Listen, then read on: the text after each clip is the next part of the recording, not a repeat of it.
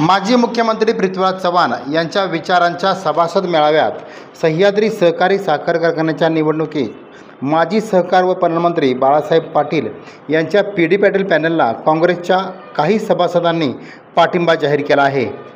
या मेळाव्याच्या अध्यक्षस्थानी माजी पंचायत समिती सदस्य नामदेवराव पाटील होते।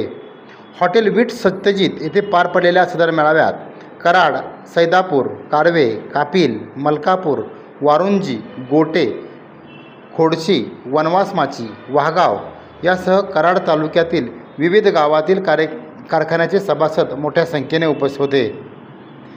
यावेळी नामदेवराव पाटील, आनंदराव घोडके मुंडे, दुर्गेशराव मोहिते तळबीड, डॉक्टर शंकरराव पवार कालगाव, संदीप भास्करराव शिंदे मलकापूर, सचिन पाटील सैदापूर, बाळासाहेब पाटील सुपणे, जगदीशचंद्र ज्ञानदेव पाटील केसे, भास्करराव पाटील वारुंजी यांच्यासह अनेक कार्यकर्ते उपस्थित होते।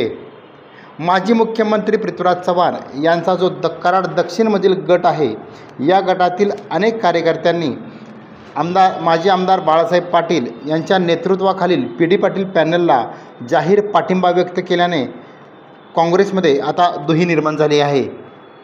एकीकडे निवास थोरात यांच्या नेतृत्वाखाली तिसरं पॅनल उभं आहे।